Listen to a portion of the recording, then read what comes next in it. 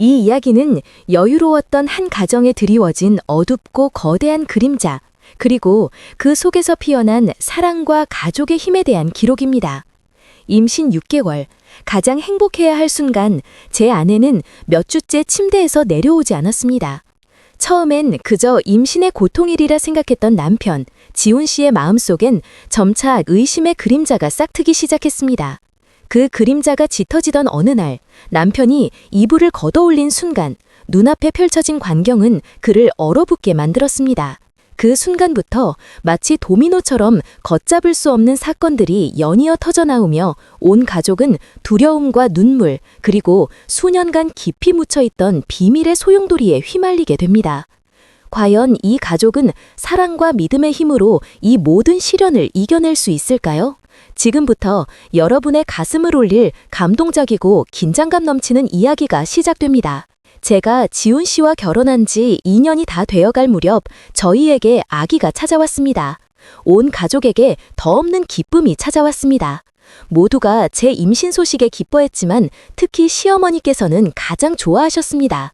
오랫동안 손주를 기다려 오셨던 터라 제 배가 조금씩 불러오는 것을 보시며 더없이 정성으로 저를 돌봐주셨습니다. 매일 아침 따뜻한 차를 가져다 주시고 몸에 좋다는 음식은 아무리 번거로워도 직접 해먹이셨습니다. 그분의 얼굴에는 늘 따뜻한 미소가 감돌았고 저는 이토록 든든한 가족의 품에서 세상 모든 축복을 받은 듯 행복했습니다. 그러나 임신 6개월 차에 접어들면서부터 제 몸에 이상 신호가 나타나기 시작했습니다. 몸이 천근만근 무거워지고 극심한 피로가 몰려와 침대에서 한 발짝도 내려가고 싶지 않을 정도였습니다. 마치 거대한 족쇄라도 채워진 듯 일어서려는 의지조차 송두리째 꺾이는 기분이었습니다. 처음엔 남편 지훈 씨도 그저 임신 때문에 힘든가 보다 생각했습니다. 아내를 위하는 마음에 퇴근하고 돌아오면 요리부터 청소까지 집안일을 전부 도맡아 했습니다. 그는 밤늦도록 지친 몸을 이끌고 집안을 정리하며 저에게는 따뜻한 미소를 잃지 않으려 노력했습니다. 하지만 하루 이틀 지나도록 제가 침대와 한 몸이 되어 꼼짝도 하지 않자 남편도 조금씩 걱정하기 시작했습니다. 그의 눈빛에는 사랑과 함께 깊어지는 불안감이 깃들기 시작했습니다. 건강을 위해 밖에 나가 산책이라도 하라고 권했지만 저는 고개를 저을 뿐이었습니다. 어지럽고 다리가 후들거려서 몇 분만 서 있어도 식은땀이 나고 심장이 미친 듯이 뛴다고 말했습니다. 온몸의 신경이 극도로 예민해져 작은 움직임에도 심장이 요동치는 것 같았습니다. 그리고는 다시 침대에 누워 머리끝까지 이불을 뒤집어 쓴 채 눈을 감아버렸습니다. 세상과의 모든 접촉을 차단하고 그저 어둠 속에 숨고 싶었습니다. 침대 밖으로 발을 내딛는다는 것은 마치 시면으로 떨어지는 것 같은 공포였습니다. 그렇게 몇 주 동안 저는 침대에서 식사를 해결하고 대충 씻는 둥 마는 둥 하다가 다시 누워있기만 했습니다. 밖에서는 계절이 바뀌고 세상이 분주히 돌아가고 있었지만 제 시간은 침대 속에서 멈춰버린 듯 했습니다. 점점 시어머니의 표정이 굳어지기 시작했습니다. 그분의 눈빛에는 처음의 따뜻함 대신 답답함과 노기가 서렸습니다. 어느 날 오후 제가 베개에 등을 기대 앉아 있는 것을 보시더니 미간을 찌푸리며 말씀하셨습니다. 아기를 뵌 거지 몸져 누운 환자도 아닌데 왜 저렇게 누워만 있는 거니? 좀 움직여야 순산하지. 그렇게 틀어박혀 있으면 나중에 애 낳을 때 고생한다. 그분의 목소리에는 걱정과 함께 날카로운 질책이 섞여 있었습니다. 저는 입술만 깨물 뿐 어떻게 설명해야 할지 몰랐습니다. 정말이었습니다. 저는 일어서는 것이 두려웠습니다. 발에 돌덩이라도 매달아 놓은 듯 다리는 무거웠고 마음은 불안했습니다. 차마 시어머니께는 말씀드리지 못했지만 가끔 땅에 발을 디디려는 생각만 해도 온몸에 소름이 돋았습니다. 마치 보이지 않는 무언가가 저를 붙잡고 침대 밖으로 나가는 것을 막고 있는 것처럼요. 그 공포는 너무나 생생해서 현실과 환상의 경계가 모호해질 지경이었습니다. 옆에서 듣고 있던 지훈 씨도 인상을 썼습니다. 그의 얼굴에도 피로와 걱정이 역력했습니다. 여보, 어머님 말씀대로 해. 최소한 거실에 나와서 편하게 밥이라도 먹자. 당신 요즘 너무 말랐어. 얼굴도 창백하고 계속 누워만 있는 거 몸에 안 좋아. 그의 목소리에는 다정함과 함께 저를 이해하지 못하는 답답함이 섞여 있었습니다. 그는 분명히 제가 꾀병을 부리는 것은 아닐까 하는 의심을 품기 시작한 것이었습니다. 저는 가만히 고개를 저으며 떨리는 목소리로 말했습니다. 나 못 내려가겠어. 무서워. 무섭다니? 뭐가? 지훈 씨의 목소리가 커졌다가 이내 숨을 고르며 다시 물었습니다. 여보, 말해봐. 뭐가 무서운데? 저는 고개를 푹 숙인 채 아무 말도 하지 않았습니다. 마음속이 너무 복잡했습니다. 저 자신도 입 밖으로 꺼내기 두려운 이상한 기운이 저를 짓누르고 있었습니다. 저는 그저 침대 발치 아래에 무시무시한 무언가가 도사리고 있는 것만 같았습니다. 제가 발을 내딛는 순간 끔찍한 일이 벌어질 것 같은 느낌에 온몸이 떨렸습니다. 마치 제 의지와 상관없이 몸이 마비된 듯 움직일 수 없었습니다. 그날 밤 저는 배를 감싸고 옆으로 누워 어둠 속에서 눈을 멀뚱멀뚱 뜨고 있었습니다. 남편은 등을 돌린 채 깊은 한숨을 내쉬었죠. 저는 그가 제가 꾀병을 부린다고 의심하기 시작했다는 걸 알 수 있었습니다. 저를 사랑하지만 그의 인내심에도 한계가 있었던 겁니다. 보이지 않는 벽이 우리 사이에 쌓여가는 것을 느끼며 저는 더욱더 깊은 절망 속으로 가라앉았습니다. 아니나 다를까 다음 날 아침 제가 여전히 침대에 누워있자 지훈 씨는 아침 식사가 담긴 쟁반을 옆 테이블에 내려놓고 침대 가장자리에 걸터 앉았습니다. 그의 눈은 분노와 걱정이 뒤섞인 채 저를 뚫어지게 쳐다봤습니다. 당신 나한테 뭐 숨기는 거 있지? 그가 천천히 입을 열었습니다. 그의 목소리에는 이제 더 이상 다정함 대신 차갑고 단호한 기운이 서려 있었습니다. 요즘 당신 너무 이상해. 임신한 여자들이 아무리 힘들어도 당신처럼 꼼짝도 안 하진 않아. 말해봐, 나한테 뭘 숨기는 거야? 저는 화들짝 놀라 입술을 깨물며 고개를 저었습니다. 아니야, 그냥 피곤해서 그래. 변명할수록 그의 눈빛은 더욱 차가워졌습니다. 지훈 씨는 한참 동안 저를 바라보더니 갑자기 손을 뻗어 이불 끝을 잡고는 세게 확 잡아당겼습니다. 저는 비명을 지르며 이불을 붙잡았지만 제 힘으로 남편을 당해낼 수는 없었습니다. 이불이 완전히 거치는 순간 지훈 씨의 얼굴에서 피기가 싹 가셨습니다. 그의 눈은 경악으로 커졌고 입술은 파르르 떨렸습니다. 그는 마치 난생 처음 보는 끔찍한 광경이라도 마주한 듯 아무 말도 하지 못했습니다. 저는 남편의 손이 천천히 뒤로 물러서는 것을 보았습니다. 그의 입에서 더듬거리는 목소리가 새어나왔습니다. 세상에, 이게 다 뭐야? 방 안의 공기가 순식간에 얼어붙었습니다. 저는 눈을 질끈 감았고 뜨거운 눈물이 뺨을 타고 흘러내렸습니다. 남편이 그 광경을 본 순간 우리의 결혼 생활은 다시는 예전처럼 평온할 수 없으리라는 것을 직감했습니다. 이 고요한 아침은 이제 돌이킬 수 없는 파국의 서막이었습니다. 남편은 마치 뺨이라도 맞은 사람처럼 거친 숨을 내뱉었습니다. 그는 벌떡 일어나 몇 걸음 뒤로 물러섰지만 시선은 제 몸에서 떨어질 줄을 몰랐습니다. 그의 눈빛에는 경악, 배신감, 그리고 깊은 두려움이 뒤섞여 있었습니다. 저는 몸을 잔뜩 웅크리며 이불을 끌어다 배를 가렸지만 이미 늦었습니다. 남편은 모든 것을 봐버렸습니다.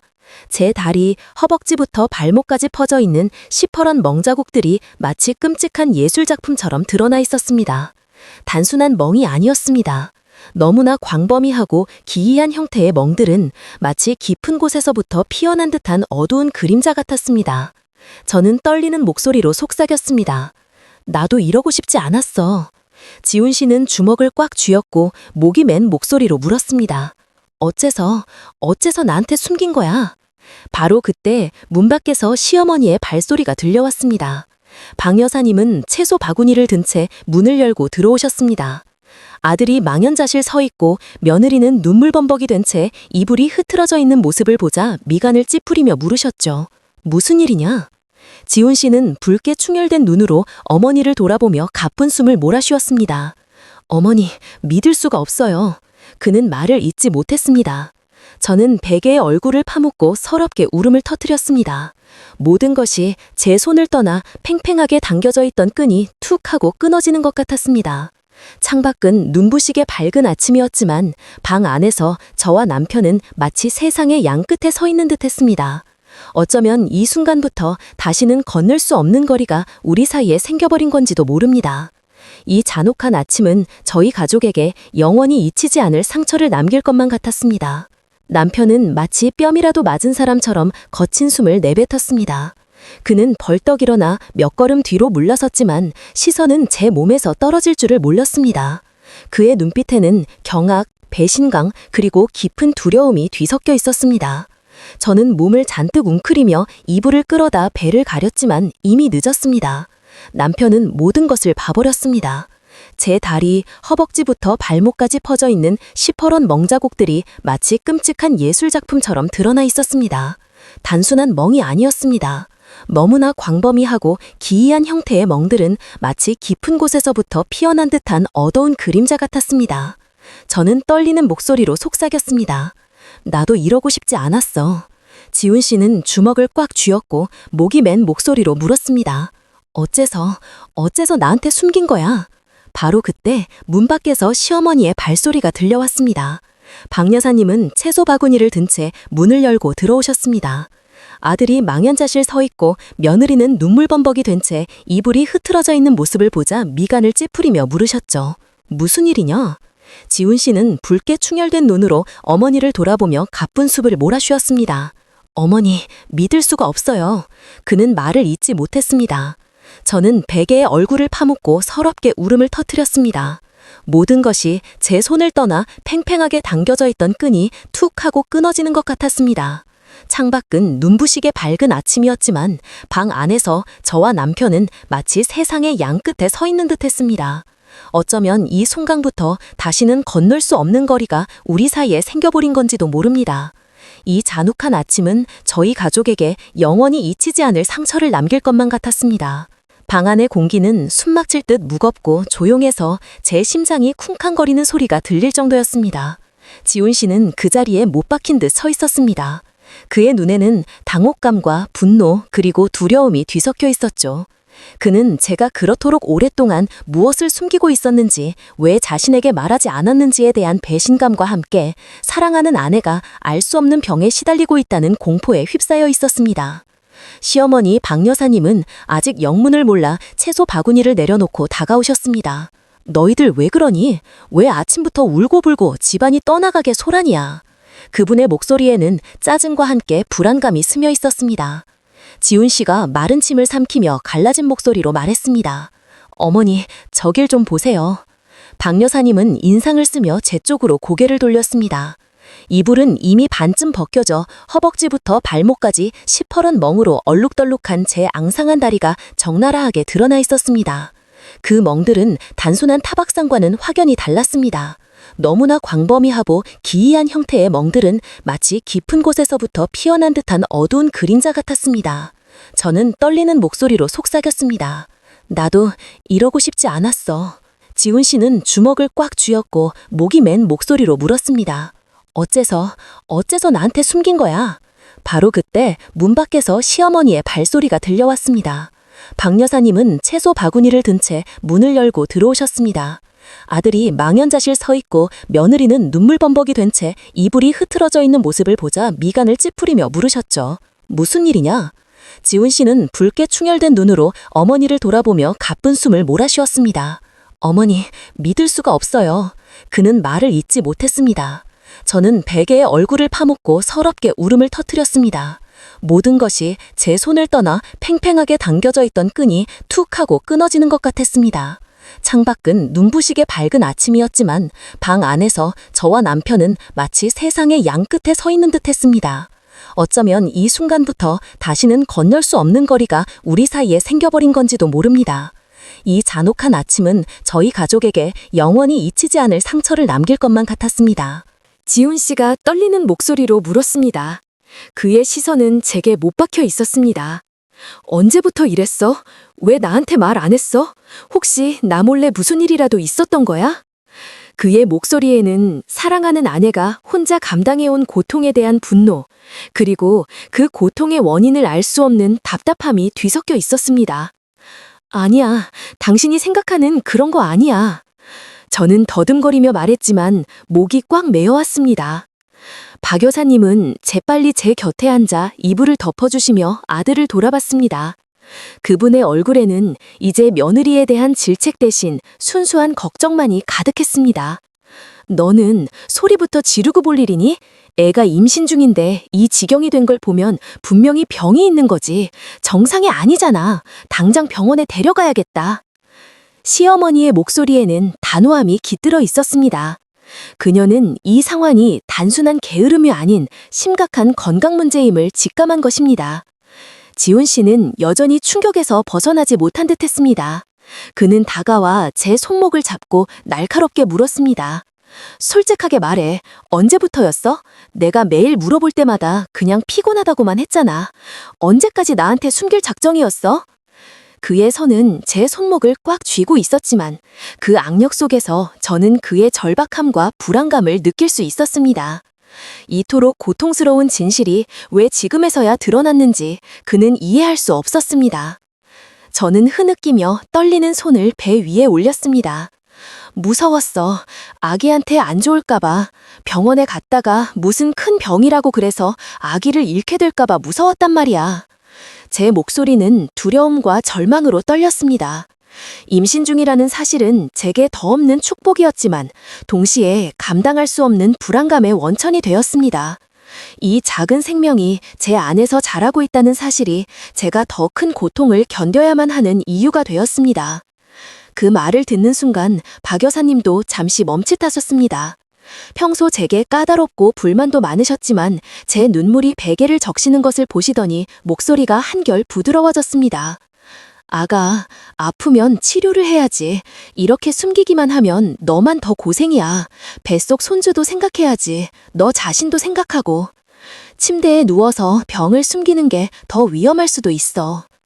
그분의 따뜻한 목소리는 제 얼어붙은 마음에 작은 온기를 불어넣는 듯 했습니다. 지훈 씨가 제 손을 꽉 잡았습니다. 이번에는 그의 목소리가 날카롭지 않고 떨리고 있었습니다. 여보, 제발 무슨 일이든 나한테 말해줘. 어떤 일이 있어도 내가 당신 곁에 있을게. 하지만 이렇게 입 다물고 있으면 내가 너무 무섭잖아.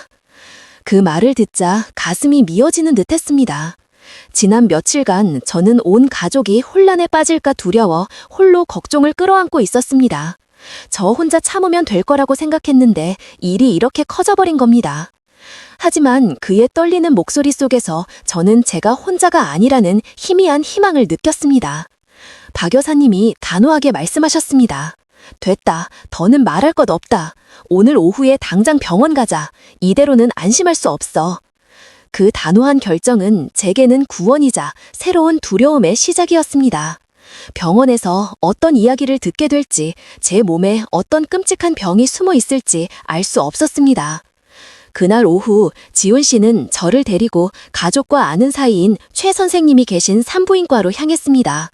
병원 복도를 걷는 발걸음은 마치 단두대로 향하는 죄수의 그것처럼 무거웠습니다. 익숙한 병원 특유의 소독 냄새는 저를 더욱 불안하게 만들었습니다. 진료실에 들어서자 최 선생님의 차분한 얼굴이 보였습니다. 제가 치마를 걷어 올리자 최 선생님은 미간을 깊게 찌푸리셨습니다. 그분의 얼굴에 드리워진 심각한 표정은 제 심장을 더욱 쿵쾅거리게 만들었습니다. 이 멍들 생긴 지 얼마나 됐어요? 선생님의 목소리는 심각했습니다. 저는 고개를 숙이고 작은 목소리로 대답했습니다. 한 달 넘었어요. 그 말을 들은 지훈 씨는 마치 찬물을 뒤집어 쓴 사람 같았습니다. 그는 실망과 분노가 뒤섞인 눈으로 저를 돌아봤지만 애써 감정을 억누르며 제 손을 꽉 잡을 뿐이었습니다. 그의 손에서 전해지는 미세한 떨림이 저의 불안감을 더욱 증폭시켰습니다. 최 선생님은 무언가를 기록하시더니 말씀하셨습니다. 이건 단순한 피부 문제가 아니에요. 혈액 순환이나 혈액 자체에 문제가 있을 수 있습니다. 임산부에게 이런 증상이 나타나는 건 특히 조심해야 해요. 제때 치료하지 않으면 산모와 태아 모두에게 위험할 수 있습니다. 의사 선생님의 침착한 설명은 오히려 더 큰 공포를 안겨주었습니다. 생명에 대한 위협, 그것도 저 혼자가 아닌 뱃속의 작은 생명까지 위협받고 있다는 사실에 저는 식은땀이 비오듯 흐르고 심장이 세차게 뛰었습니다. 떨리는 눈으로 남편을 바라보자 그는 얼굴이 새하얗게 질려 아무 말도 하지 못했습니다. 그의 눈빛 속에서 저는 저와 같은 공포를 읽을 수 있었습니다. 선생님은 계속해서 말씀하셨습니다. 바로 추가 검사를 해야 합니다. 결과가 나올 때까지 절대 아무것도 숨기지 마세요. 몸에 조금이라도 이상이 있으면 전부 말해야 합니다. 비밀로 하는 건 상황을 더 위험하게 만들 뿐이에요. 저는 눈물을 흘리며 고개를 끄덕였습니다. 너무나 후회스러웠습니다. 왜 진작 말하지 못했을까? 왜 혼자 감당하려 했을까? 진료실을 나오자 지훈 씨는 말없이 저를 차로 이끌었습니다. 시어머니는 굳은 표정이었지만 그분의 눈에는 걱정이 가득했습니다. 차에 앉고 나서야 남편이 마치 큰 병을 앓는 사람처럼 쉰 목소리로 말했습니다. 여보, 제발 다시는 나한테 아무것도 숨기지 마. 무슨 일이 있어도 우린 부부잖아. 난 다 견딜 수 있어. 당신이 침묵하는 게 제일 무서워. 저는 목이 메어 대답하는 대신 그의 손을 꽉 잡았습니다. 차창 밖의 도시는 여전히 시끄러웠지만 제 마음속에는 커다란 공허함이 번져나가는 것 같았습니다. 이제 저희 가족은 미지의 질병과 싸워야 하는 새로운 전장에 서게 된 것이었습니다. 검사 결과는 아직 나오지 않았지만 최 선생님의 눈빛만 봐도 이게 간단한 문제가 아니라는 것을 알 수 있었습니다. 그날 밤 저는 뜨거운 눈물과 함께 밤을 지새웠습니다. 뱃속의 아기를 만져보며 혹시라도 이 작은 생명에게 해가 될까 두려워 밤새 불안에 떨었습니다. 옆에 놓은 남편은 제 배 위에 손을 얹고 가끔씩 부드럽게 쥐며 제가 혼자가 아니라는 것, 함께 이겨낼 것이라는 사실을 상기시켜 주었습니다. 그의 따뜻한 손길은 저를 안심시키려 했지만 마음 깊은 곳에서는 여전히 불안했습니다. 저 시퍼런 멍들은 단순한 질병의 징후가 아니라 미연과 다른 기묘한 비밀을 품고 있다는 막연한 예감이 들었습니다. 의학적으로 설명할 수 없는 어떤 존재가 제 몸과 마음에 깊이 관여하고 있다는 섬뜩한 느낌이었습니다. 마치 거대한 거미줄에 걸린 듯 벗어날 수 없는 운명에 갇힌 기분이었습니다. 그리고 바로 다음 날 온 가족을 다시 한번 의심과 공포의 소용돌이로 몰아넣는 예상치 못한 사건이 벌어졌습니다. 다음 날 아침 하늘은 잿빛이었고 부슬비까지 내려 분위기는 더욱 무겁게 가라앉았습니다. 병실 창밖을 내다보는 제 눈빛은 초조함으로 가득했습니다. 저는 병원 침대에 등을 기대앉아 창밖을 바라보며 초조하게 검사 결과를 기다렸습니다. 창밖 세상은 비에 젖어 흐릿했지만 제 마음속 풍경은 그보다 훨씬 더 불확실했습니다. 지훈 씨는 방 안을 서성였고 시어머니는 의자에 앉아 조용히 기도를 올리며 간간히 한숨을 내쉬셨습니다. 그들의 침묵은 제 불안감을 더욱 증폭시켰습니다. 점심 무렵 최 선생님이 서류철을 들고 들어오셨습니다. 선생님은 우리를 심각한 표정으로 바라보더니 천천히 입을 열었습니다. 결과가 나왔습니다.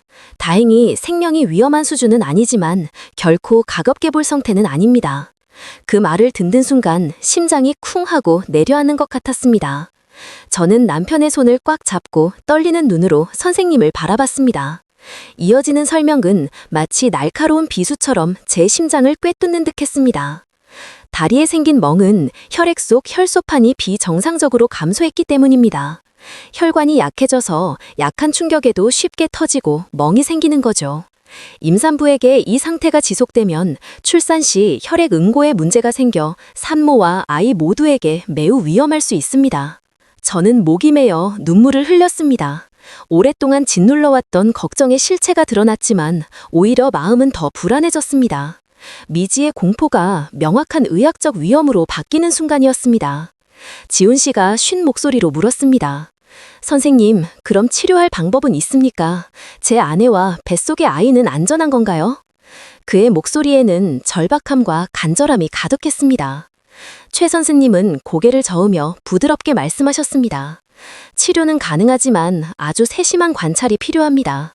격한 운동은 피하고 처방된 약을 잘 챙겨 드셔야 해요. 그리고 가장 중요한 건 스트레스 없이 마음을 안정시키는 겁니다. 그렇지 않으면 태아에게 영향이 갈 수 있어요. 저는 고개를 끄덕였습니다. 마음을 안정시키는 것, 그것이 가장 어려운 과제라는 것을 직감했습니다. 시어머니께서 벌떡 일어나셨습니다.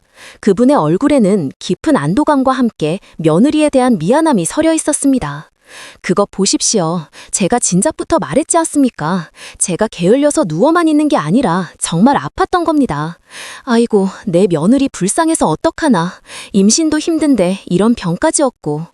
저는 처음으로 시어머니의 목소리가 그렇게 떨리는 것을 보았습니다. 그분의 눈시울은 붉게 물들어 있었고 저를 향한 걱정과 연민이 그렁그렁하게 맺혀 있었습니다.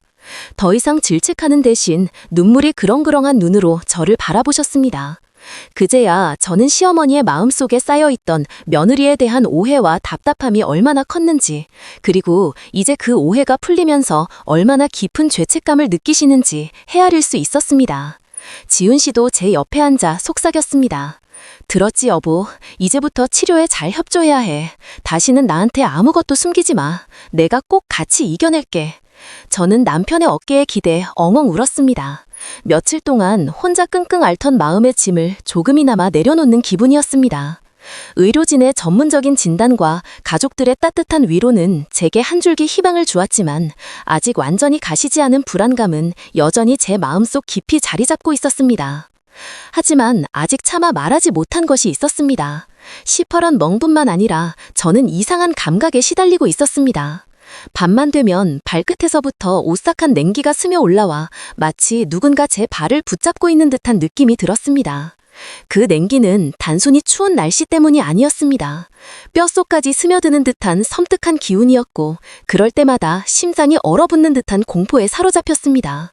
몇 번이나 남편이나 시어머니에게 말하려 했지만 다들 제가 헛것을 본다고 생각할까봐 그만두었습니다. 과학적인 진단과 치료를 받아야 하는 지금 영적인 이야기를 꺼내는 것이 오히려 가족들에게 더 큰 혼란과 불안을 안겨줄 것이라는 생각에 입을 다물었던 것입니다.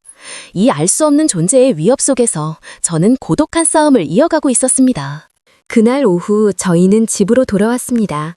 병원에서의 진단은 잠시의 안도감을 주었지만 동시에 새로운 불안감의 씨앗을 뿌려놓은 듯 했습니다. 지훈 씨는 저를 조심스럽게 방으로 부축하며 신신당부했습니다. 당신은 아무것도 할 생각 마. 전부 내가 할게. 이제부터 당신은 푹 쉬고 약만 제 시간에 챙겨 먹으면 돼. 그의 목소리에는 기쁜 사랑과 함께 저를 잃을지도 모른다는 두려움이 묻어 있었습니다. 시어머니는 온갖 종류의 죽과 보양식을 준비해 주셨습니다. 그분의 얼굴에는 이제 이전의 까탈스러운 모습 대신 깊은 연민과 안쓰러움이 가득했습니다. 심지어 저희 친정어머니께 전화해 상황을 알리셨죠. 그날 저녁 친정어머니가 급하게 달려오셨습니다. 깡마른 제 모습을 보시더니 눈시울을 붉히셨습니다. 딸아, 왜 엄마한테 이런 일을 숨겼어? 어머니는 목이 맨 목소리로 저를 나무라셨습니다. 오늘이라도 알았으니 망정이지. 혹시라도 무슨 일 있었으면 엄마는 어쩔 뻔니? 저는 엄마 품에 안겨 어린아이처럼 엉엉 울었습니다. 그동안 억눌렀던 서러움과 걱정이 한꺼번에 터져 나왔습니다. 친정어머니의 따뜻한 품은 저를 잠시나마 모든 고통에서 해방시켜주는 듯했습니다. 그날 밤 온 가족은 거의 뜨거운 눈물로 밤을 지새웠습니다. 저는 방에 누워 침대 옆 의자에 앉아 저를 지켜보는 남편을 바라봤습니다. 그의 눈은 퀭했지만 제 숨소리 하나하나에 귀를 기울이고 있었습니다. 마치 제가 잠시라도 눈을 감으면 사라질까봐 두려워하는 듯 했습니다. 다정이 넘어 잠이 들었을 때 저는 또다시 발끝에서부터 퍼져오는 그 냉기를 느꼈습니다. 이번에는 더욱 선명하고 강렬했습니다. 저는 이불 속으로 발을 움츠렸지만 무언가가 제 발을 꽉 붙잡고 있는 듯한 느낌에 소름이 돋았습니다. 마치 얼음장 같은 손이 제 발목을 감싸는 것 같았습니다. 심장이 미친 듯이 뛰고 식은땀이 흘렀습니다. 남편을 깨우고 싶었지만 그가 또 걱정할까봐 차마 그럴 수 없었습니다. 이미 충분히 힘들어하는 남편에게 이 알 수 없는 공포까지 짊어지게 할 수는 없다는 생각에 홀로 고통을 감내했습니다. 저는 입술을 깨물고 눈을 감으며 이 모든 것이 환각이기를 간절히 바랐습니다. 하지만 그 감각은 너무나 생생했습니다. 다음 날 아침 친정어머니가 과일을 깎아주시는 동안 저는 어젯밤 일을 털어놓았습니다. 어머니는 잠시 아무 말 없이 침묵하시더니 조심스럽게 물으셨습니다. 딸아, 너 영적인 거 믿니? 저는 화들짝 놀라 눈을 동그랗게 떴습니다. 엄마, 그게 무슨 말이야? 어머니가 한숨을 쉬며 말씀하셨습니다. 과학으로 설명 못하는 일도 있는 법이야. 임신했을 땐 몸이 약해져서 안 좋은 기온에 쉽게 영향을 받거든. 네가 매일 밤 그런 걸 느낀다면 엄마 생각에는 어머니는 말을 멈추셨고 저는 등골이 오싹해졌습니다. 그분의 목소리에서 저는 깊은 걱정과 함께 자신이 겪고 있는 현상이 단순한 병이 아닐지도 모른다는 섬뜩한 가능성을 읽었습니다. 저는 여전히 시퍼렇게 멍든 제 다리를 내려다봤습니다. 이제 멍과 함께 찾아오는 이 알 수 없는 냉기는 저를 더 깊은 미지의 공포 속으로 끌어들이는 듯 했습니다. 그날 밤 온 가족이 식사를 하던 중 친정어머니가 진지하게 제안하셨습니다. 제 생각에는 병원 치료도 중요하지만 법사님을 모셔서 집터도 좀 보고 에뎀도 좀 해야 할 것 같습니다. 확실하진 않지만 어미의 직감이란 게 영 불안해서요. 그분의 제안은 침묵 속에 무겁게 울려 퍼졌습니다. 시어머니는 처음엔 반대하셨습니다. 아니 사부인, 병은 병이지 병원에서 고쳐야지 무슨 법사님입니까? 그분의 목소리에는 여전히 합리적인 사고방식이 지배하고 있었습니다. 하지만 이내 겁에 질린 제 얼굴을 보시더니 목소리를 낮추셨습니다. 하긴 지푸라기라도 잡는 심정인데 뭐라도 해봐야지. 시어머니의 현실적인 판단은 저를 향한 걱정을 이기지 못했습니다. 지훈 씨는 제 손을 잡으며 고개를 저었습니다. 난 그런 거 안 믿어. 하지만 당신 마음이 편해진다면 막지는 않을게. 그의 말은 따뜻했지만 동시에 냉정한 이성적인 판단이 깔려 있었습니다. 그는 제가 겪는 공포가 현실이든 아니든 제가 심리적으로 안정을 찾는 것이 중요하다고 생각하는 듯했습니다. 저는 눈물이 그렁그렁한 눈으로 남편을 올려다봤습니다. 고마우면서도 혼란스러웠습니다. 이야기는 여기서 끝나지 않았습니다. 바로 다음 날 밤 온 가족을 경악과 혼란에 빠뜨리는 기이한 사건이 벌어졌기 때문입니다. 이 집에 들이온 그림자는 생각보다 깊고 어두웠습니다. 그날 밤 밖은 어두웠고 처마 끝에선 빗방울이 후두둑 떨어지고 있었습니다. 온 가족이 지친 하루를 보내고 잠자리에 들었죠. 저는 침대에 누워 무거운 배를 안고 잠을 청했지만 도저히 잠들 수 없었습니다. 보이지 않는 검은 그림자가 제 주위를 맴도는 듯한 불안감이 마음속을 떠나지 않았습니다. 빗소리는 제 불안감을 더욱 증폭시키는 배경음악처럼 들렸습니다. 자정이 가까워졌을 때 집안이 깊은 정적에 잠기자 또다시 그 냉기가 찾아왔습니다. 처음에는 발끝이 시린 정도였지만 곧 종아리까지 냉기가 번져 저는 몸서리를 쳤습니다. 마치 차가운 손이 제 피부를 타고 올라오는 듯한 섬뜩한 감각이었습니다.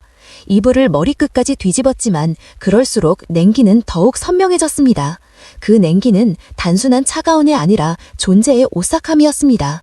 저는 덜덜 떨며 베개 끝을 꽉 쥐고 남편을 작게 불렀습니다. 지훈 씨, 지훈 씨. 하지만 남편은 깊이 잠들어 고른 숨소리만 내뱉고 있었습니다. 남편이 또 저를 유난 떤다고 생각할까봐 차마 흔들어 깨우지 못했습니다. 홀로 이 공포를 감당해야 한다는 생각에 절망했습니다. 저는 눈을 질끈 감고 숨을 몰아쉬며 이 냉기가 빨리 사라지기만을 바랐습니다. 그런데 갑자기 얼음장처럼 차가운 손이 제 발목을 확 붙잡는 듯한 느낌이 들었습니다. 저는 소스라치게 놀라 눈을 번쩍 떴습니다. 비명을 지르고 싶었지만 목소리가 나오지 않았습니다. 마치 목이 꽉 막힌 듯 소리는 턱끝에 맴돌 뿐이었습니다. 침대 머리만 스탠드에 희미한 불빛 아래 저는 침대 발치에 검은 형체가 웅크리고 앉아있는 것을 보았습니다. 사람의 형상 같았습니다. 형체는 어둠 속에서 윤곽만 희미하게 드러냈지만 그 존재감은 너무나 압도적이어서 숨조차 쉴 수 없었습니다. 저는 공포에 질려 기절할 것만 같았습니다. 본능적으로 울음이 터져나왔고 끄끄거리는 소리에 지훈 씨가 놀라 잠에서 깼습니다. 여보, 왜 그래? 그는 벌떡 일어나 제 어깨를 감싸 안았습니다. 그의 눈빛에는 잠에서 막 깬 혼란과 함께 저를 향한 걱정이 가득했습니다. 저는 떨리는 손으로 침대 발치를 가리켰습니다.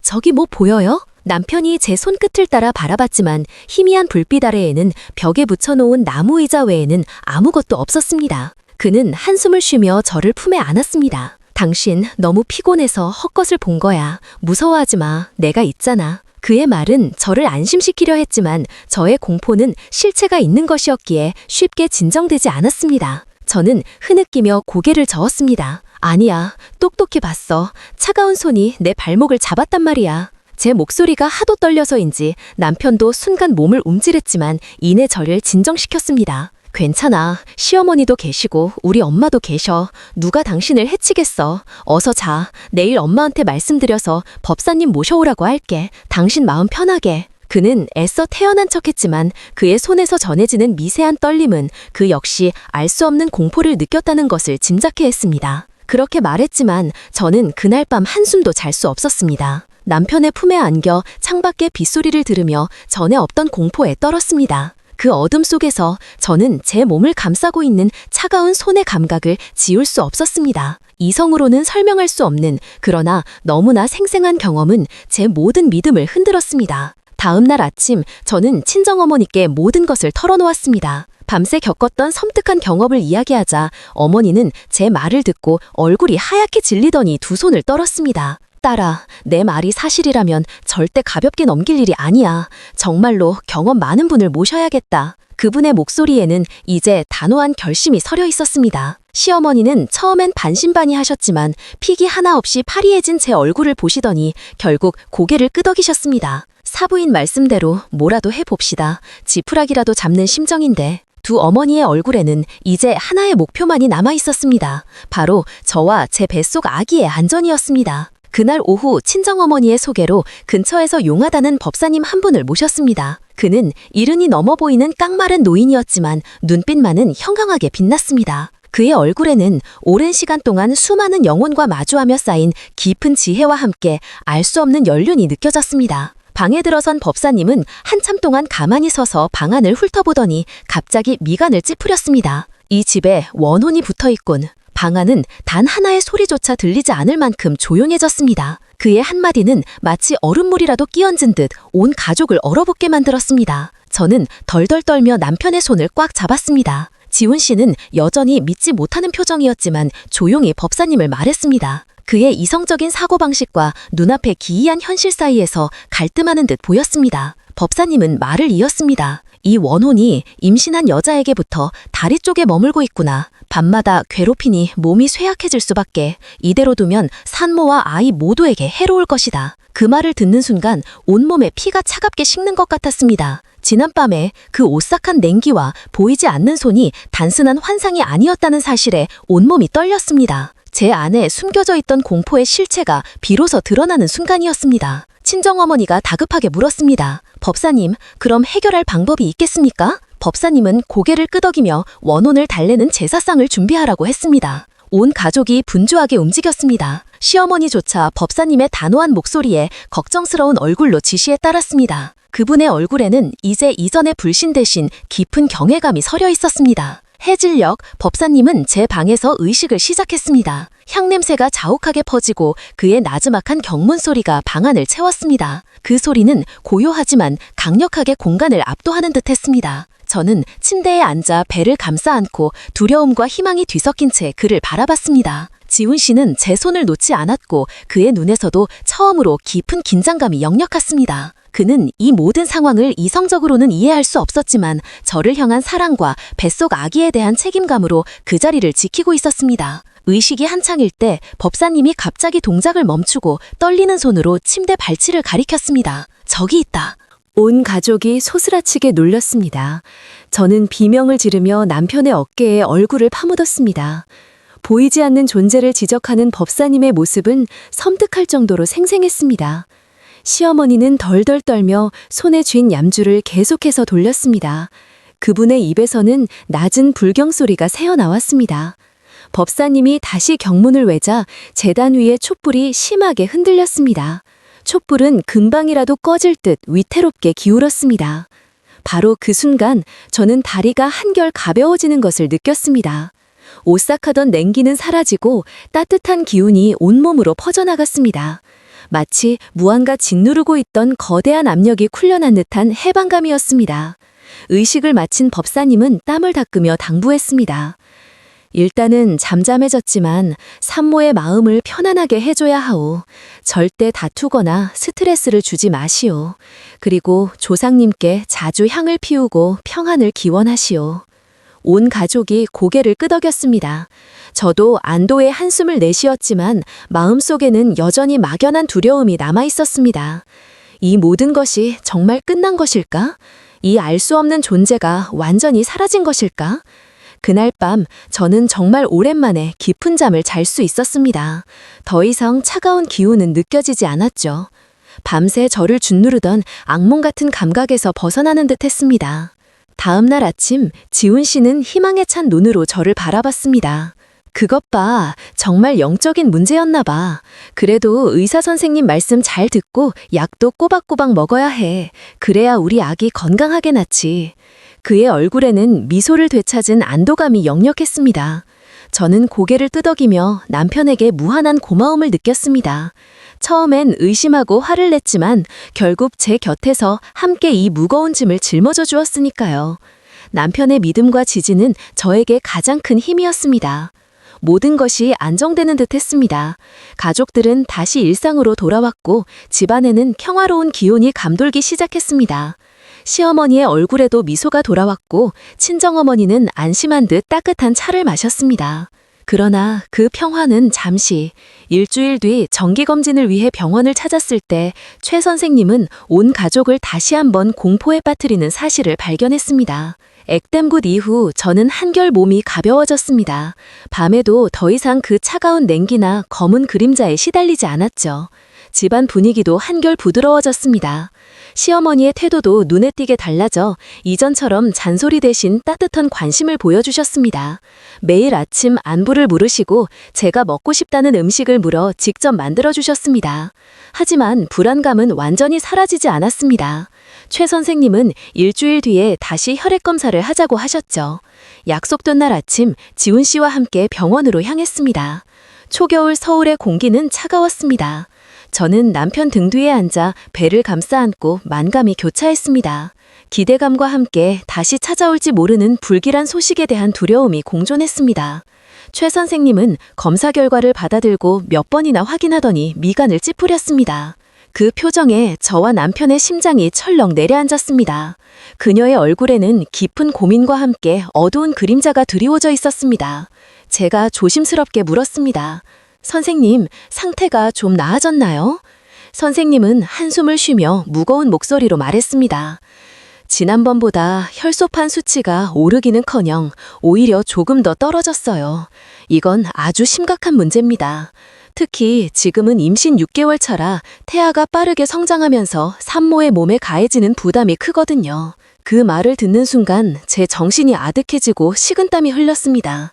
심장이 발밑으로 곤두박질 치는 것 같았습니다.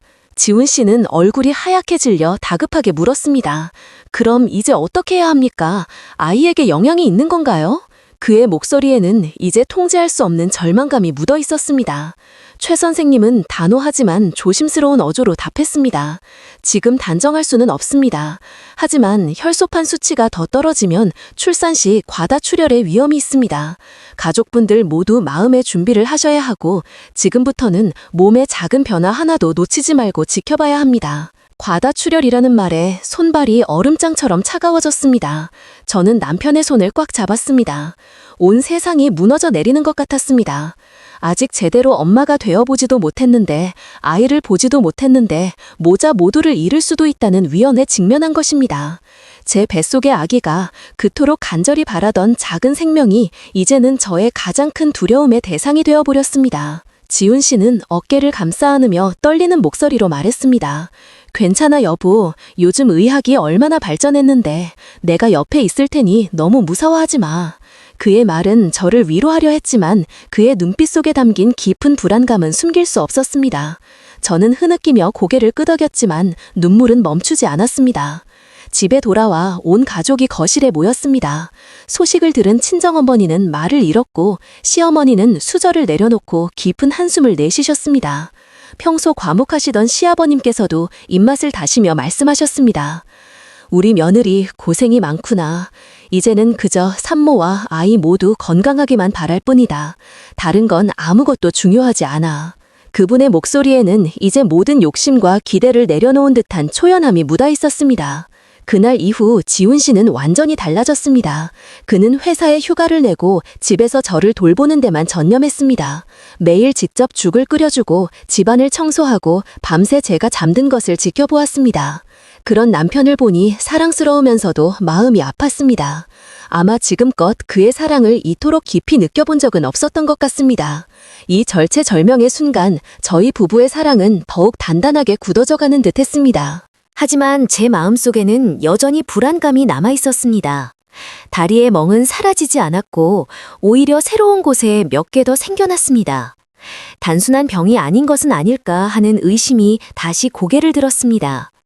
요즘 들어 밤에 뚜렷한 형체는 보이지 않았지만 귓가에 희미하게 한탄하는 듯한 한숨소리가 맴돌았습니다.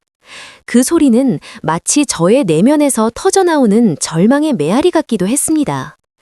어느 날 밤 지훈 씨가 저를 재우고 있을 때 저는 망설이다가 속삭였습니다. 여보, 나 아직도 이 근처에 누가 있는 것 같아. 남편은 제 손을 꽉 잡으며 미간을 찌푸렸습니다. 또 이상한 생각하는구나. 저번에 법사님이 굿도 해줬고 그 뒤로 당신 잘 잤잖아. 그는 애써 이성적으로 상황을 설명하려 했지만 그의 목소리에는 미세한 동요가 섞여 있었습니다. 저는 조심스럽게 고개를 저었습니다. 아니야, 아직 있어. 진짜 있어. 진짜인지 환상인지 모르겠지만 귀가에서 한숨소리가 들려.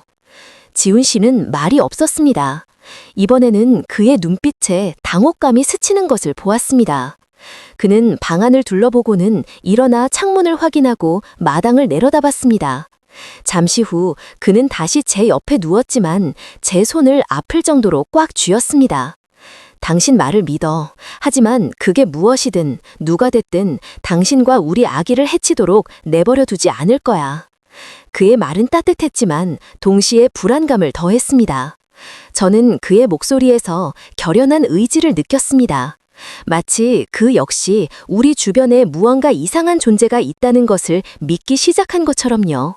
다음 날 친정어머니께서 단호하게 말씀하셨습니다. 더 이상 지체할 수 없다. 믿든 안 믿든 용한 분을 모셔서 확실하게 봐야 해.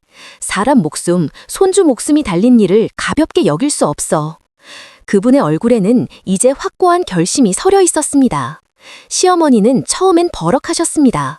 사부인, 다 미신입니다. 병원에도 다니고 있는데 무슨 법사 타령이에요. 그분의 목소리에는 여전히 미신에 대한 강한 거부감이 담겨 있었습니다. 하지만 이내 눈물을 글썽이는 저를 보고는 입을 다무셨습니다. 그분의 마음속에서는 며느리의 고통이 이성적인 반대를 누르고 있었습니다. 시아버님께서 나섰습니다. 여보, 지푸라기라도 잡는 심정이라지 않소. 며느리 마음이 편해야 뱃속 손주도 건강한 법이오. 결국 온 가족은 시아버님의 지인을 통해 더 용하다는 법사님을 모셔오기로 했습니다. 그분은 특히 난산이나 임신 중의 어려운 문제들을 전문으로 다루는 분으로 유명했습니다. 마지막 지푸라기라도 잡는 심정으로 저희 가족은 또다시 미지의 세계로 발걸음을 내딛게 된 것입니다. 그날 오후 법사님이 집에 들어서자마자 그는 아무것도 묻지 않고 저를 한번 훑어보더니 천천히 고개를 끄덕였습니다. 그의 눈빛은 마치 제 몸속 깊은 곳까지 꿰뚫어 보는 듯 했습니다. 이 부인은 몸의 병뿐만 아니라 원혼이 씌워 놓아주질 않는구나. 온 가족이 경악했습니다. 법사님의 단 한마디는 저희가 애써 외면하고 싶었던 진실을 꿰뚫는 칼날 같았습니다. 저는 등골이 오싹해져 배를 꽉 끌어안고 속삭였습니다. 원혼이라니요. 그는 바로 대답하지 않고 방 안을 둘러볼 뿐이었습니다. 그의 깊은 눈이 무언가를 꿰뚫어 보는 듯 했습니다. 방 안의 모든 그림자와 사물이 그에게는 각자의 이야기를 들려주는 듯 했습니다. 그가 쉰 목소리로 말했습니다. 자세히 알려면 신을 불러 물어보아야 하오. 하지만 이 일은 이 집안의 오래된 빚과 관련이 있는 듯하군. 방 안은 물을 끼얹은 듯 조용해졌습니다. 저와 남편 그리고 양가 어머님은 서로를 쳐다보며 두려움과 의문에 휩싸였습니다. 도대체 어떤 빛이 우리 가족을 괴롭히고 아직 태어나지도 않은 제 아이까지 이 혹독한 운명의 소용돌이로 끌어들인 것일까요? 그 질문은 마치 거대한 미궁의 입구처럼 저희를 압도했습니다. 영혼을 부르는 의식은 토요일 저녁으로 정해졌습니다. 온 가족이 초조하고 불안한 마음으로 그날을 기다렸습니다. 매일 밤 저는 침대에 누워 밖에서 들려오는 준비 소리에 심장이 쿵쾅거렸습니다. 구판을 준비하는 소리, 향을 피우고 재물을 정돈하는 소리들이 현실과 비현실의 경계를 모호하게 만들었습니다. 지훈 씨는 제 곁을 떠나지 않고 손을 꽉 잡고 있었습니다. 그는 몇 번이고 당부했습니다. 무슨 일이 일어나도 당신은 침착해야 해. 내가 항상 여기 있다는 건 기억해. 그의 목소리는 저를 안심시키려 했지만 그 역시 깊은 불안감에 휩싸여 있음을 알 수 있었습니다. 저는 고개를 끄덕였지만 목이 메어 말이 나오지 않았습니다. 두려움이 제 목을 꽉 짓누르는 듯 했습니다. 날이 어두워 해질 무렵 법사님이 들어왔습니다. 그는 백발이 성성했고 고생한 흔적이 역력한 얼굴이었지만 눈빛만은 형형했습니다. 그분의 검은 도포는 어둠 속에서 더욱 신비롭게 느껴졌습니다. 그는 저와 방 안을 둘러보더니 나지막이 고개를 저었습니다. 기운이 무겁구나. 간단한 일이 아니야. 온 가족이 숨을 죽였습니다. 친정어머니는 구석에 기대서서 두 손을 꽉 쥐고 있었고 시어머니는 의자에 앉아 굳은 표정을 하고 있었습니다. 시아버님은 말없이 침묵을 지켰습니다. 모두의 얼굴에는 긴장감과 함께 곧 벌어질 미지의 일에 대한 공포가 역력했습니다. 법사님은 제사상에 향, 꽃, 그리고 맑은 물 한 그릇을 올렸습니다. 그는 향을 피우고 조용히 기도를 올린 뒤 경문을 외기 시작했습니다. 그의 낮고 깊은 목소리가 좁은 공간을 가득 메웠습니다. 그 소리는 단순히 주문이 아니라 오랜 시간 응축된 한을 풀어내는 듯한 슬픈 울림을 담고 있었습니다. 저는 침대에 앉아 누군가 가슴을 짓누르는 듯한 답답함을 느꼈습니다. 갑자기 배가 뒤틀리며 아기가 세차게 발길질을 했습니다. 평소와 다른 격렬함에 저는 놀라 남편의 손을 잡고 속삭였습니다. 여보, 아기가 너무 심하게 차. 남편은 제 손을 꽉 쥐었지만 시선은 법사님에게서 떼지 않았습니다. 그의 눈빛에는 저와 아기를 보호하려는 강한 의지가 담겨 있었습니다. 갑자기 제단 위의 촛불이 격렬하게 흔들렸습니다. 불꽃이 하늘로 치솟다가 사그라들고 향 연기는 소용돌이치며 맴돌았습니다. 법사님이 미간을 찌푸리고 날카롭게 물었습니다.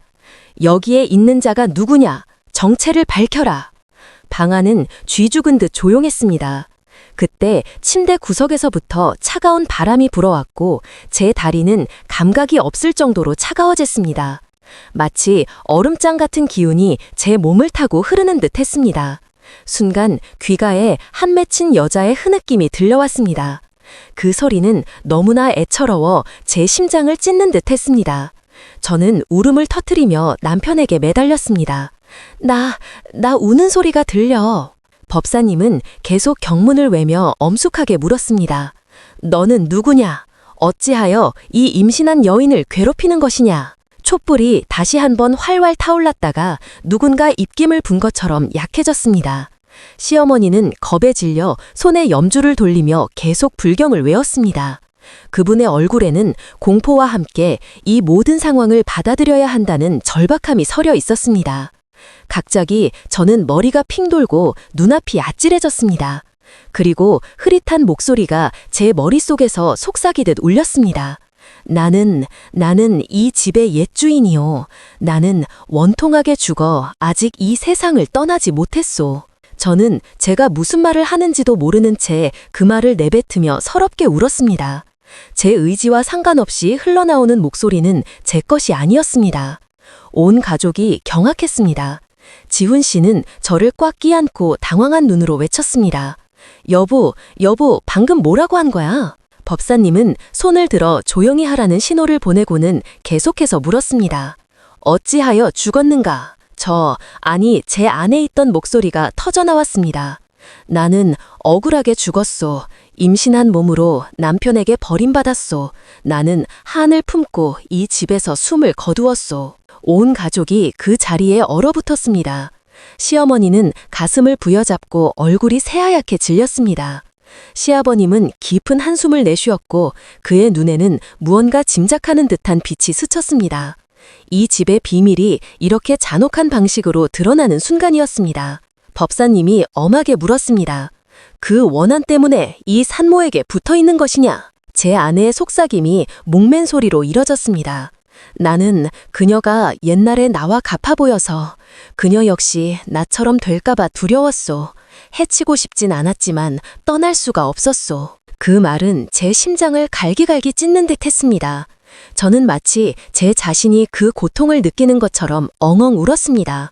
한 임산부가 겪어야 했던 그 끔찍한 고독과 절망, 버림받았다는 슬픔이 저에게 고스란히 전해지는 듯 했습니다.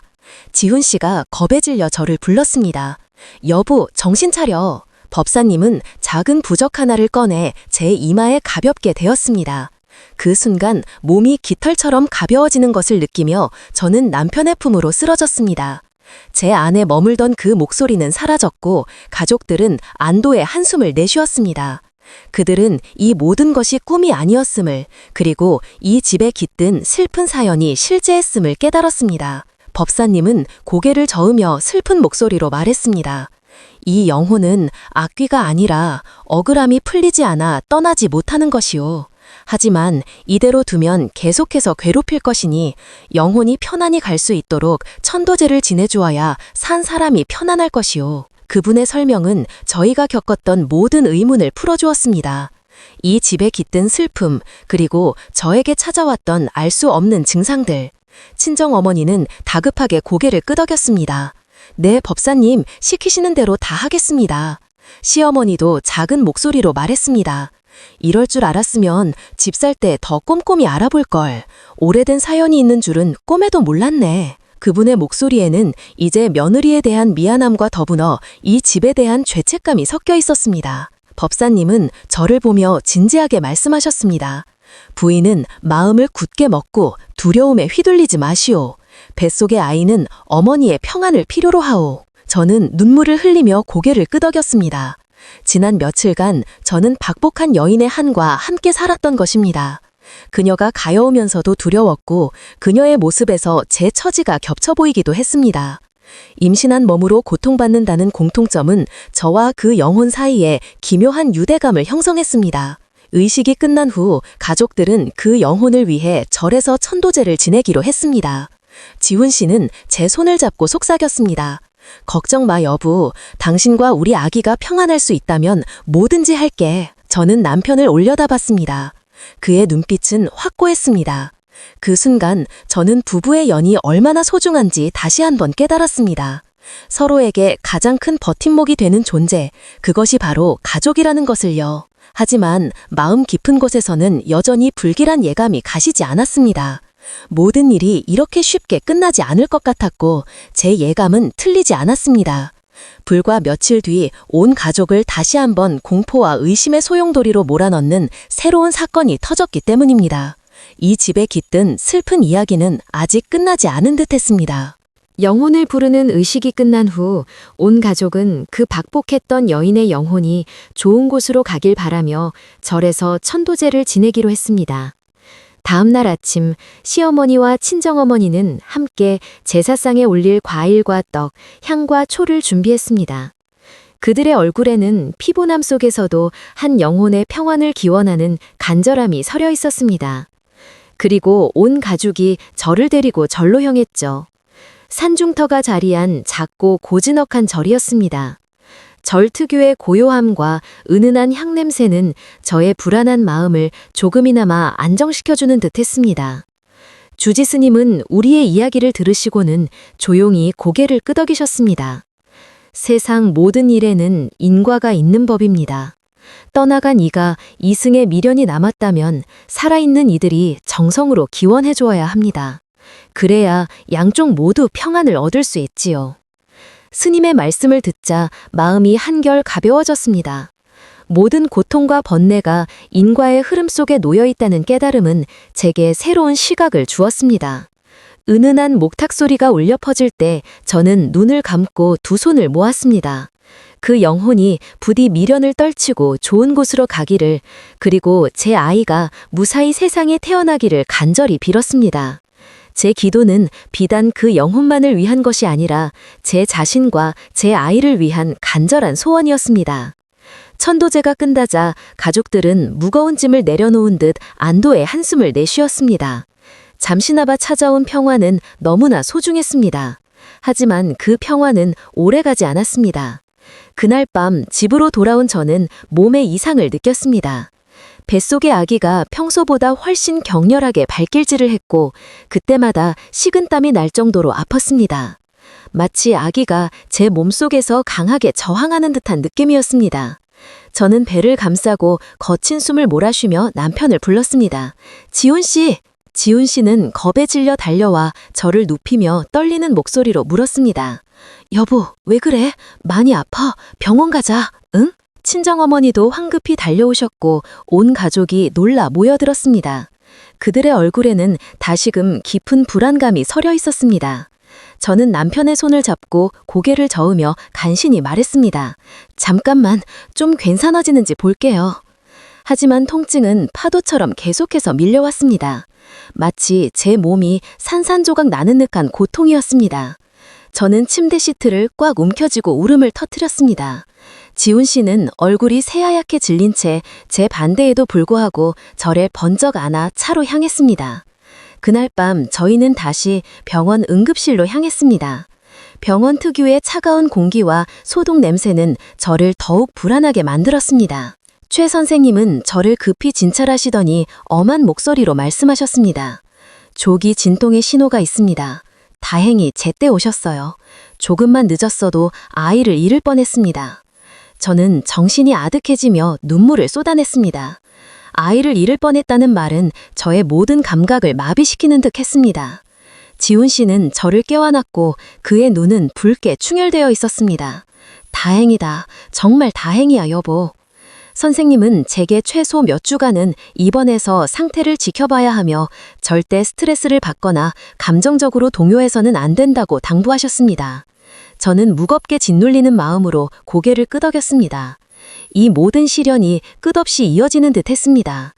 입원해 있는 동안 저는 남편과 가족들의 극진한 보살핌을 받았습니다. 시어머니의 변화는 특히 놀라웠습니다.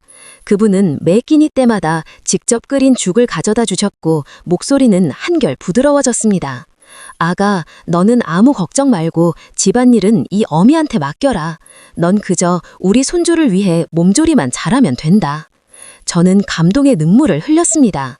그렇게 까다로우셨던 시어머니가 이토록 다정해지실 줄은 꿈에도 몰랐습니다. 이 고통 속에서 저희 가족은 더욱 단단하게 뭉쳐지고 있었습니다. 그런데 병원에서 이상한 일이 또 일어났습니다. 입원한 지 사흘째 되던 밤 모두가 집으로 돌아가고 남편만 남아 저를 돌보고 있을 때였습니다. 저는 비몽사몽간에 복도에서 누군가 똑딱똑딱 걷는 소리를 들었고 곧 이어 문 밖에서 속삭이는 소리가 들렸습니다. 이 아이는 태어나선 안 돼. 그 목소리는 너무나 섬뜩하고 차가웠습니다. 저는 소스라치게 놀라 눈을 번쩍 떴습니다.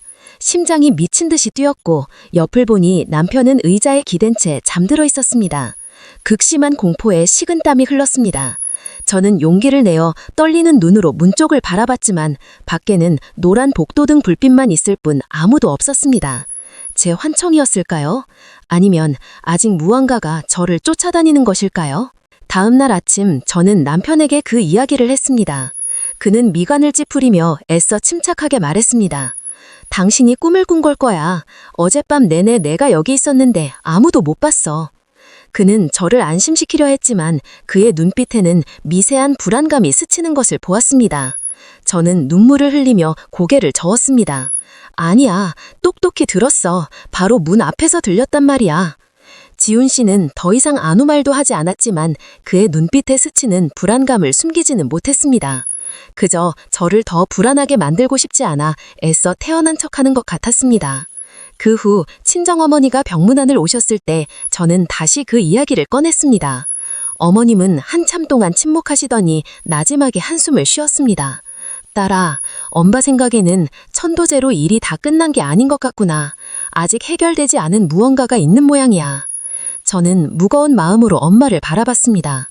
앞으로 또 어떤 일이 닥칠지 알 수 없었지만 거대한 먹구름이 여전히 제 머리 위를 맴돌고 있다는 것만은 분명했습니다. 이 불안감은 단순한 심리적인 것이 아니라 어떤 실체적인 위협이 아직 저희를 쫓고 있다는 예감이었습니다. 며칠 뒤 상태가 조금 나아지자 가족들은 의사 선생님과 상의해 정기적으로 외래 진료를 받는 조건으로 퇴원을 허락받았습니다. 병원이라는 물리적 공간에서 벗어났다는 안도감도 잠시 집으로 돌아오자마자 저는 침대에 쓰러지듯 누웠습니다. 하지만 그날 밤 모두가 잠든 사이에 또다시 그 한맺힌 한숨 소리가 들려왔습니다. 이번에는 속삭임뿐만 아니라 창문 밖으로 사람 형체가 스쳐 지나가는 것을 똑똑히 보았습니다. 희미한 달빛 아래 그림자처럼 스쳐 지나간 그 형체는 제 심장을 옥죄는 듯한 공포를 안겨주었습니다. 저는 공포에 질려 이불을 머리끝까지 뒤집었습니다. 심장이 터질 것 같았습니다. 이 모든 것이 끝나지 않았다는 절망감에 숨조차 제대로 쉴 수 없었습니다. 다음 날 아침 저는 뜨거운 눈물로 밤을 새운 탓에 거의 탈진 상태였습니다. 지훈 씨는 저를 보며 퀭한 얼굴로 말했습니다. 더는 이렇게 지낼 수 없어. 내가 확실하게 알아볼게. 이 집에 정말 그런 사연이 있었던 거라면 우리가 진실을 알아야 해. 그의 목소리에는 단호한 결의가 담겨 있었습니다. 더 이상 이 알 수 없는 공포 속에서 저를 방치할 수 없다는 남편의 강한 의지가 느껴졌습니다. 옆에서 듣고 계시던 시아버님께서 무겁게 입을 여셨습니다. 사실 나도 이 집에 대해 얼핏 들은 얘기가 있다. 집을 살 때 대수롭지 않게 넘겼는데 예전에 젊은 여자가 이 집에서 죽었다는 소문이 있었어. 이렇게 심각한 일인 줄은 몰랐다. 온 가족이 경악했습니다. 시아버님의 고백은 마치 잃어버린 퍼즐 조각을 찾는 듯한 충격이었습니다. 저는 덜덜 떨었습니다. 흩어져 있던 모든 조각들이 하나로 맞춰지는 기분이었습니다. 제가 들었던 목소리, 법사님이 했던 말들이 모두 이 집에 숨겨진 과거와 관련이 있었던 겁니다. 불확실했던 공포의 실체가 비로소 명확해지는 순간이었습니다. 지훈 씨는 제 손을 꽉 잡으며 결연한 눈빛으로 말했습니다. 그렇다면 우리가 진실을 밝혀내야 해. 당신과 우리 아기를 더 이상 이런 공포 속에서 살게 할 수는 없어. 제 마음속에 커다란 파도가 일어났습니다. 그 불행한 여인의 진실은 무엇일까? 그리고 왜 그녀의 영혼은 아직도 저를 떠나지 못하는 것일까? 그 질문은 이제 저희 가족 모두의 숙제가 되었습니다. 이성적이고 합리적인 사고방식을 가졌던 가족들조차 이제는 미스터리한 과거의 진실을 파헤치기 위해 나서는 모습은 이 상황의 심각성을 더욱 분명히 보여주었습니다. 시아버님의 고백을 들은 후 집안은 무거운 침묵에 잠겼습니다. 과거에 뜬 소문이 제가 겪고 있는 일들과 직접적인 관련이 있을 줄은 아무도 상상하지 못했습니다. 저는 차가운 손으로 배를 감싸 안았습니다. 뱃속의 아이가 부드럽게 움직이며 마치 이 불안감을 함께 느끼고 있다는 듯 신호를 보내왔습니다. 지훈 씨가 결심한 듯 말했습니다. 제가 직접 알아볼게요. 더 이상 이런 막연한 공포 속에서 살 수는 없어요. 시어머니가 걱정스럽게 말했습니다. 하지만 지난 일을 다시 파헤치는 게 괜찮을까? 이미 고인이 된 사람인데 괜히 들쑤셔서 좋을 거 없니? 그분의 목소리에는 망자에 대한 예의와 함께 혹시라도 더 큰 문제를 일으킬까봐 하는 우려가 담겨 있었습니다. 지훈 씨가 단호하게 말했습니다. 어머니, 원인을 찾지 못하면 아내가 어떻게 마음 편히 지낼 수 있겠어요. 아내가 매일 밤 공포에 떠는 걸 더는 볼 수 없습니다. 친정 어머니도 고개를 끄덕였습니다. 맞아요. 원혼이 있다면 풀어주어야 하고 그러려면 근본적인 원인을 알아야 하지요. 결국 시아버님도 고개를 끄덕였습니다. 알겠다. 그럼 내가 너를 데리고 예전 집주인을 찾아가 보마. 그 양반이라면 옛날 일을 기억하고 있을 게다. 가족들의 단합된 모습은 제게 큰 힘이 되었습니다. 다음 날 지훈 씨와 시아버님은 예전에 이 집을 팔았던 분을 만나러 길을 나섰습니다. 저는 무거운 몸 때문에 함께 가지 못하고 집에서 애타는 마음으로 그들을 기다렸습니다. 매 순간이 영원처럼 느껴졌습니다. 오후 늦게 그들이 돌아오자마자 저는 다급하게 물었습니다. 아버님, 여보, 어떻게 됐어요? 무슨 얘기 들었어요? 지훈 씨는 무거운 표정으로 제 옆에 앉아 한숨을 쉬었습니다. 예전 집주인 어르신을 만나고 왔어. 그분 말씀이 정말로 예전에 이 집에서 젊은 여자가 아주 비참하게 죽었대군. 저는 숨을 죽이고 침대 시트를 꽉 잡았습니다. 이성적으로는 도저히 받아들이기 힘든 이야기였지만 저의 경험들이 그 이야기를 너무나 생생하게 뒷받침하고 있었습니다. 남편은 말을 이었습니다. 그 여자의 이름은 연이었대. 그녀도 임신 중이었는데 남편한테 버림받았다고 하더군. 남편은 다른 여자한테 가버리고 연희 씨는 이 집에서 홀로 고통 속에 지냈다는 거야.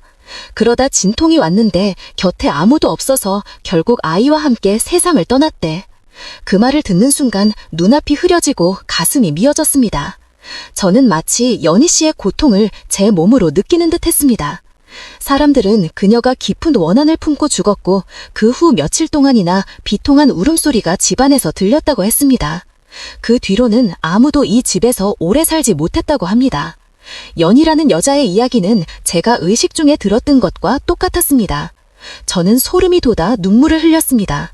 그럼 그분이 한을 풀지 못해서 나한테? 지훈 씨가 제 손을 잡으며 고개를 끄덕였습니다. 나도 그렇게 생각해. 하지만 걱정 마. 우리가 그분을 위해 정성껏 천도제를 지내드리면 돼. 그분이 편안해져야 우리 가족도 평안을 찾을 수 있을 거야. 그의 목소리에는 연희 씨에 대한 깊은 연민과 함께 우리 가족을 지켜야 한다는 강한 의지가 담겨 있었습니다. 시어머니는 한참 동안 말이 없으시다가 입을 열었습니다. 가엾어라. 젊은 나이에 그것도 뱃속 아이와 함께 그렇게 가다니.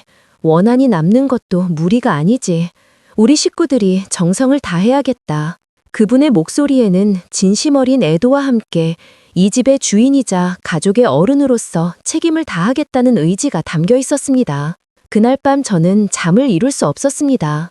버림받고 고통 속에서 홀로 죽어간 연희라는 여인의 모습을 떠올렸습니다. 생각할수록 가여우면서도 두려웠습니다. 어쩌면 그녀는 임신한 제 모습을 보고 무언가를 경고하기 위해 제 곁을 맴돌았던 것은 아닐까 하는 생각이 들었습니다. 그녀의 존재는 더 이상 단순한 공포가 아니라 저에게는 연민과 함께 경각심을 주는 메시지였습니다. 다음 날 가족들은 절에서 큰 규모의 천도제를 지내기로 했습니다. 스님들을 모셔 경을 읽고 강에 연등을 띄우기로 했죠. 친정어머니는 정성껏 날을 잡고 제물을 준비하셨습니다. 지훈 씨는 스님들을 모시고 절과 연락하느라 분주했습니다. 시어머니도 떡을 찌고 과일을 사며 거들었습니다. 부디 그 아가씨가 좋은 곳으로 가서 우리 며느리가 무사히 순산하게 해주세요. 시어머니의 간절한 기도는 이제 연희 씨와 저 그리고 뱃속의 아기 모두의 평안을 바라는 마음으로 하나가 되어 있었습니다. 천도제가 열리던 밤 온 가족이 향을 피우고 기도를 올렸습니다. 은은한 목탁 소리와 스님들의 독경 소리가 절 마당에 울려 퍼졌습니다. 저는 등불 아래 앉아 배를 감싸 안고 눈을 감았습니다. 마음속으로 빌었습니다. 연희 씨, 만약 아직 여기 계신다면 부디 모든 것을 내려놓으세요. 제가 온전히 엄마가 될 수 있도록 도와주세요. 제가 연희 씨 목까지 이 아이를 사랑하고 연희 씨가 살지 못한 삶까지 제가 더 열심히 살아갈게요. 갑자기 시원한 바람이 스쳐 지나가고 제 손에 들린 향이 더 밝게 타오르며 흰 연기를 하늘로 피워 올렸습니다. 저는 눈을 떴고 심장이 세차게 뛰었습니다. 이상하게도 그 순간 마음이 아주 평온해졌습니다. 마치 누군가 제게 부드럽게 미소 짓는 것 같았습니다. 연희 씨의 영혼이 제 기도를 듣고 마침내 모든 한을 내려놓고 평안을 찾은 것 같은 느낌이었습니다. 천도제가 끝난 후 제 건강은 눈에 띄게 좋아졌고 다리의 멍도 점점 옅어졌습니다. 뱃속 아구도 전처럼 심하게 밟힐질 않았습니다. 온 가족이 기뻐하며 이제 모든 것이 괜찮아질 거라고 믿었습니다. 그들은 이 모든 시련이 끝나고 평화가 찾아왔다고 생각했습니다. 하지만 그 기쁨도 잠시 새로운 시련이 닥쳐왔습니다. 어느 날 아침 잠에서 깨어보니 베개에 작은 핏자국이 묻어 있었습니다. 저는 비명을 질렀고 온 가족이 방으로 달려왔습니다. 지훈 씨는 겁에 질려 저를 안고 병원으로 달려갔습니다. 최 선생님은 저를 진찰한 뒤 심각한 얼굴로 말했습니다. 유산기가 있습니다. 당장 입원해서 상태를 지켜봐야 합니다. 온 가족이 경악했습니다. 저는 엉엉 울며 배를 감싸 안고 더듬거렸습니다. 안 돼요. 내 애기를 잃을 수는 없어요. 지훈 씨는 제 손을 꽉 잡았습니다. 그의 목소리는 쉰 소리가 났지만 확고했습니다. 괜찮을 거야. 나만 믿어. 우리 애기 꼭 지켜낼 거야. 무슨 수를 써서라도. 그의 눈에서 저는 목이 메일 정도로 강한 결의를 보았습니다. 그의 눈빛은 저에게 가장 강력한 버팀목이자 다시 싸울 용기를 주었습니다. 하지만 마음 깊은 곳에서는 앞으로의 여정이 더욱 험난하리라는 것을 직감했습니다. 연희 씨의 영혼이 떠났을지라도 제 육신이 겪는 시련은 끝나지 않은 것이었습니다.